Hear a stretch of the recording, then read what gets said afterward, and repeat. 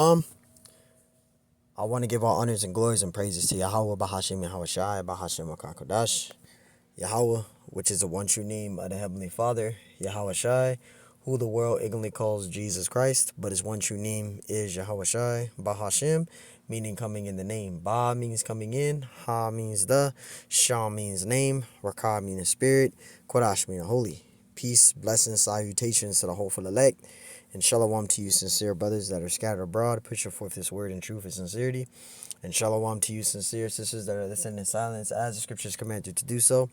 I am the brother Mashiach Razakah, and pretty much this lesson is going to be titled as Dreadlocks are a heathen custom. Now, I'm titling this lesson as this is because you still got Israelites out there that are still teaching and believing that when you go to Numbers 6 and 5 and you read Judges 16:13, that's referring to Samson having dreadlocks. And that's not what those scriptures is referring to. Dreadlocks is a heathen custom. The Elamites, that's their custom, which they worship their god Shiva, right? Those so-called Indonesians, which are the Elamites today. Okay, they participate in worshiping Shiva. And when they have those, they call them Jeddas, right? Those are a heathen custom. Samson didn't have dreads; he had braids, and we're gonna prove that in this lesson because you still got this deception going on where these Jakes, I call them Rastafarian Israelites. They believe that Samson had dreadlocks, right? Because he kept the Nazarite vow, right? Which dreads is not keeping a Nazarite vow. Dreadlocks is a heathen custom. All right. Now you had other prophets that did keep the Nazarite vow, which was having braids. John the Baptist, he was keeping the Nazarite vow, right? You had John the Baptist, you had Samson, and then there was another prophet. I always forget the other prophet. So you have prophets that did keep the Nazarite vow, but in this present time today, it's going to be hard for you to keep the Nazarite vow, and that's having plaits, braids, okay? Having plaits and braids. It wasn't talking about dreadlocks. So that's what this lesson is going to be on. We're going to edify through the spirit and power of Yahweh Bashima Shai. And, Lord willing, this lesson is edifying out there. So for you Jakes out there, dreadlocks is not an Israelite custom. It's a heathen custom. It has nothing to do with being an Israelite. None of that stuff. So let's get started. Now, we're going to read in the NLT to make it more simpler, right? So let's get to it. Numbers 16, Numbers 6, chapter 6 and verse 1, and we're going to read down. It says, then the Lord said to Moses, give the following instructions to the people of Israel.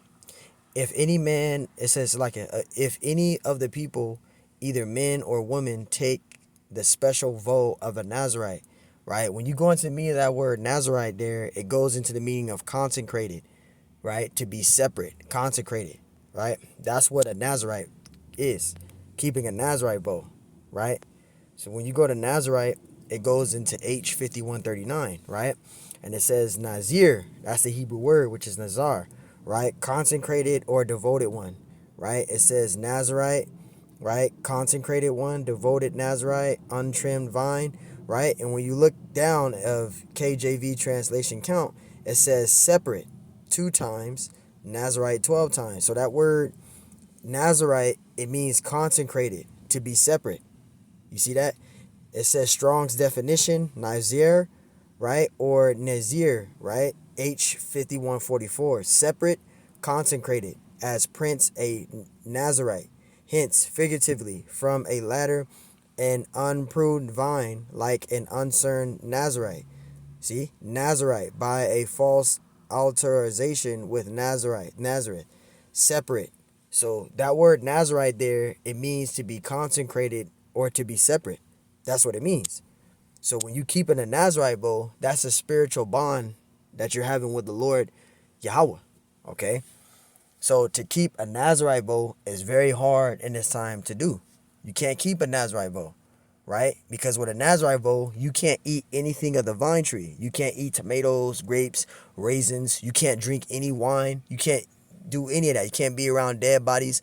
None of that when you have a Nazarite vow, right? It says setting themselves apart to the Lord in a spiritual way, right? That's a strong spiritual bond that you're having with the Lord when you keep in a Nazarite vow. It's hard to keep a Nazarite vow.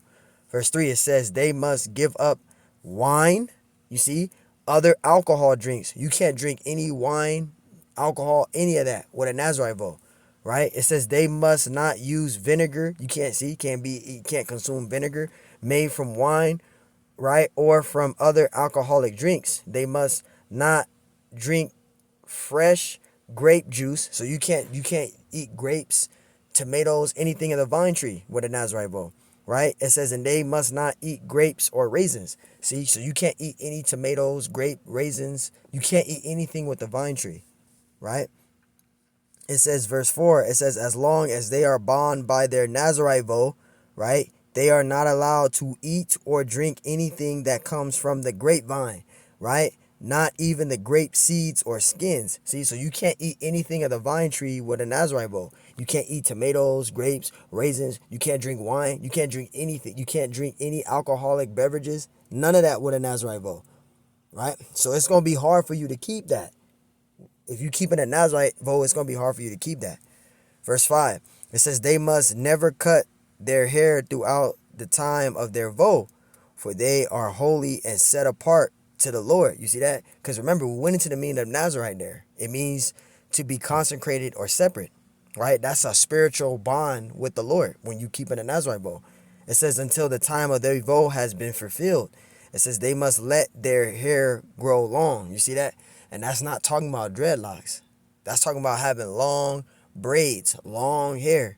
Samson had cornrows. He had plaits. He had braids. He didn't have no dreads. Okay. Verse 6, and they must not go near any dead body during their entire period of their vow to the Lord. See, so you can't, if you lost a relative, you can't even go to the funeral. And this present time now is considered a funeral. You can't be near any dead bodies or any of that with a Nazarite vow. And you see a lot of these dudes, this example, a lot of these dudes that have, you know, just saying if dreadlocks was a Nazarite vow, you got a lot of dudes that go to these funerals. They have dreadlocks and all that. If you was keeping a Nazarite vow, you're not supposed to even go to that. Even if dreads were a Nazarite vow, which dreadlocks are not a Nazarite vow. But even if it was a Nazarite vow, you're not supposed to be going to no funerals or be around any dead bodies, man. Right? The scriptures clearly said that. But that shows you there, right? A Nazarite vow, you just giving an example, you can't go to no funerals. You wouldn't be able to eat any tomatoes, grapes, anything of the vine tree. You can't do any of that with a Nazarite vow, right? It's going to be hard for you to keep that vow. Verse 7, it says, even if the dead person is their own father, mother, brother, or sister, they must not defile themselves, for the hair on their head is the symbol of their separation to the Most High. You see that? So if you lost your father, your mother, your sister, you couldn't even go to their funeral. You can't be around no dead bodies. That would be defiling your vow with the Lord, and you will have to cut all your hair off. You see that? Verse 8, it says the requirement applies as long as they are set apart to the Lord. So that's the main part of a Nazarite vow. When you keep in a Nazarite vow, right, you're having a strong spiritual bond with the Lord. So you can't defile your Nazarite vow. You can't eat any tomatoes, grapes. You can't eat anything of the vine tree, or you can't drink any wine or alcohol beverages. See, so my question is to you, if you jakes out there that's supposed to be keeping the Nazarite vow, how are you able to keep the Passover? Because you have to drink wine. You have to drink wine. So you would have to cut your hair for the Passover. You have to cut your hair every year. Because the Passover is the new year. So you would have to cut your hair every year. You see that? So you ain't going to be able to keep no Nazarite vow. But again, dreadlocks is the main point. Dreadlocks is not an Israelite custom. That's a heathen custom. If you are a Rastafarian Israelite, you better cut them shits off because it ain't got nothing to do with being an Israelite. That's a heathen custom. Numbers 6 and 9. If someone falls dead beside them, look, with a Nazarite vow, if somebody falls dead beside them, it says the hair they have dedicated will be defiled. So if somebody died beside them, and they keeping a Nazarite vow, you will have to cut your hair, right? Look, it says they must wait for 7 days and then shaving their heads. If somebody died right beside you, you would have to wait 7 days and then cut your hair off. Because you just defiled your Nazarite vow with the Lord. It's hard to keep a Nazarite vow, right? And it says wait for 7 days and then shave their heads. It says then they will be cleansed from their defilement. You see that? So you can't be around no dead bodies. You can't drink any wine, any alcohol beverages, right? You can't eat anything of the vine tree, tomatoes, grapes. You can't eat any of those things, and you can't be around no dead bodies. You see that? And if someone was to die right beside you, you would have to wait 7 days and cut your hair off. Verse 10, it says, on the 8th day, they must bring, see, so you would have to bring these things for that, because this would be a sacrifice you would have to do now. It says, on the 8th day, they must bring 2 doves or 2 young pigeons to the priest at the entrance of the tabernacle. The priest will offer one of the birds for a sin offering, because that's pretty much a sin. You broke the Nazarite vow, right? And it says, and the other for a burnt offering. In this way, he will purify them from the guilt they incurred through contact with the dead body. It says, then they must reaffirm their commitment and let their hair begin to grow again. So they have to cut all their hair off. You see that? With a Nazarite vow. It says the days of their vow that were completed before their defilement are no longer count. It don't count because you defiled the vow. It says they must rededicate themselves to the Lord as a Nazarite for the full term of their vow. And each must bring 1-year-old male lamb for a guilt offering, right? Because you would do animal sacrifices for sins. We don't do that no more. But during that time, they had to do these things, right? These were the things for the sacrifices, for the completion of for remissions of sins back then. We don't have to do animal sacrifices now. We're able to repent through Yahweh's blood because he was our lamb. He was our sacrifice, right? Verse 13, and it says this is the ritual law for Nazarites. At the conclusion of their time of separation as Nazarites, they must each go to each of the tabernacle, right? Verse 14, and offer their sacrifices to the Lord, and 1-year-old lamb without defect for a burnt offering, and 1-year-old female lamb without defect for a sin offering, a ram without defect for a peace offering. It says a basket of bread made without yeast, cakes, choice flour mixed with olive oil, and wafer spread with olive oil along their prescribed grain offerings and liquid offerings. The priest will present these offerings before the Lord. It says first the sin offering and the burnt offering, then the ram for a peace offering, along with basket or bread made without yeast. The priest must also present the praised grain. Salakia. This is Numbers. I started at number 16 because I forgot where I last read. Numbers 6 and 16. It says the priest will present these offerings before the Lord. First the sin offering and the burnt offering. Verse 17. Then the ram for a peace offering along with the basket of bread made without yeast. The priest must also present the prescribed grain of offering and liquid offering to the Lord. It says then the Nazarites, right? Then the Nazarites will shave their heads at the entrance of the tabernacle. They would take the hair that had been dedicated and place it on the fire beneath the peace offering. So they would cut their hair, right? They would shave their heads, and they will put it into the furnace for it to burn the hair, right? It says and place it on a fire beneath, and it says fire beneath the peace offering sacrifice. After the Nazarite's head has been shaven, right? It says the priest will take for each of them the boiled shoulder of the ram, and he will take from the basket a cake and a wafer made without yeast. It says he will put them all into the Nazarite's hand.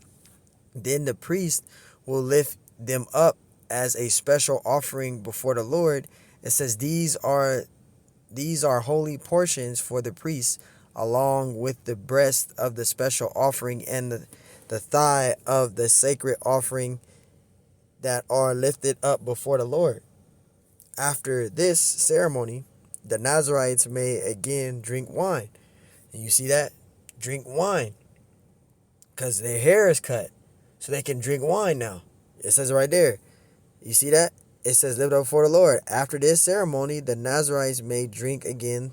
It says the Nazarites may again drink wine because their hair is cut.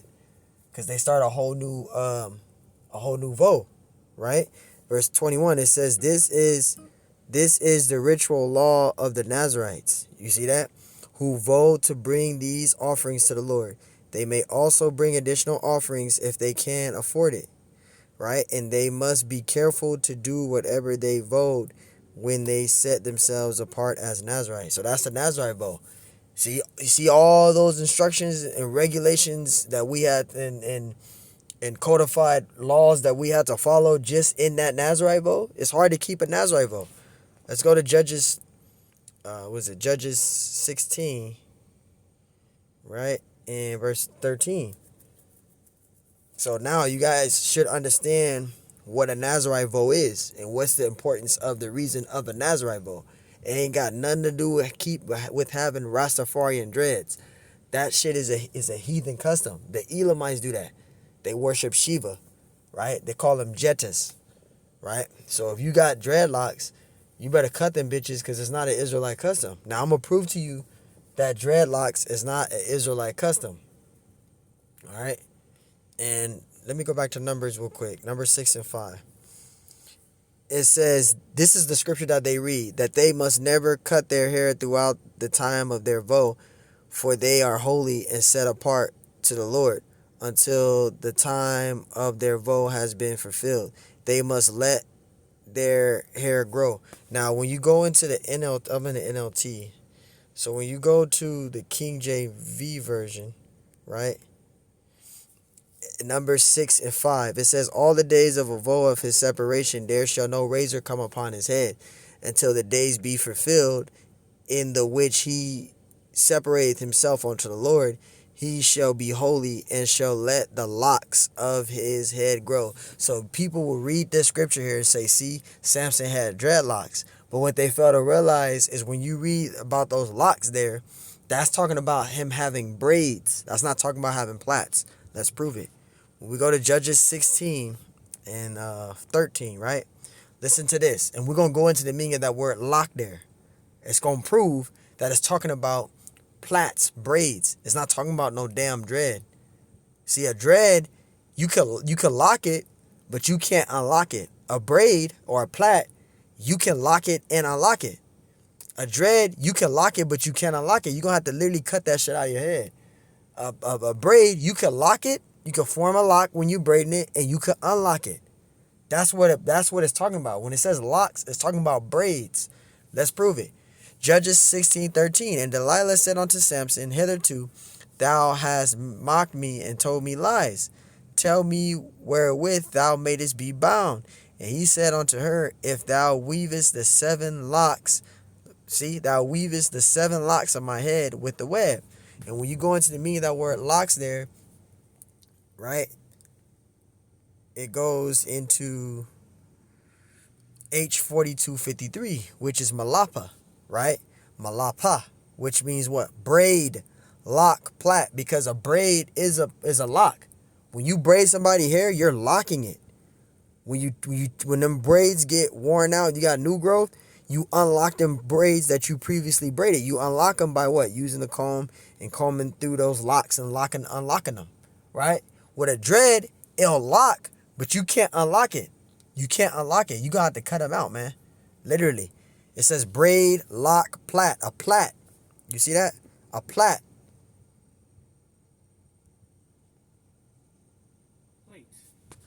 Right? A plait.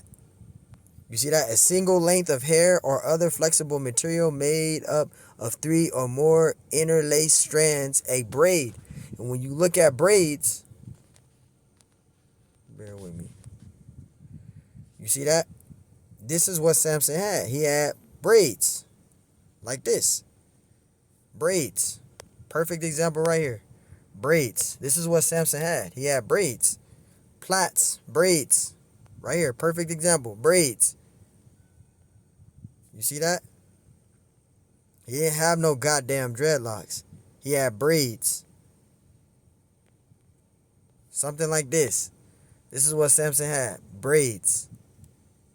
It's showing females in here, but it had braids. This is what Samson had right here. Braids. You see that? Braids. Plaits. Cornrows. That's what he had. Cornrows. This right here. That's what he had. He didn't have no goddamn... This is perfect right here. This is what Samson had. Plaits. Braids. Cornrows. That's what he had. He didn't have no goddamn dreadlock. Dreadlocks is a heathen custom. Alright? So there you go. See that? Braid, plait, right? Let's go to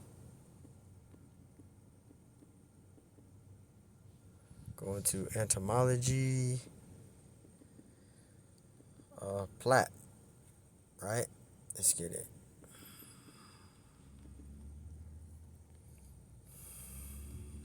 Let's see if I can get it.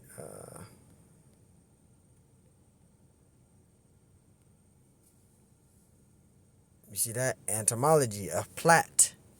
You see that? It says to fold something, gather in pleats, double in narrow strips, also to braid or weave. You see that? So Samson had plaits, braids. He didn't have no damn dreadlocks. Okay, that dreadlock shit, that goes back to the Elamites, Hinduism, Shiva. That's where dreads come from. That's where it originates from. It is not an Israelite custom. There's a video on it. I just shared that. Brothers didn't put that video up. I'm not putting that video up today.